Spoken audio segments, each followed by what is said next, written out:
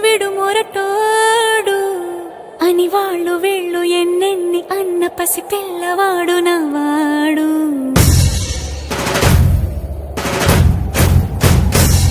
విడుముండోడు అని ఊరు వాడ అనుకున్న గాని మహారాజు నాకు నా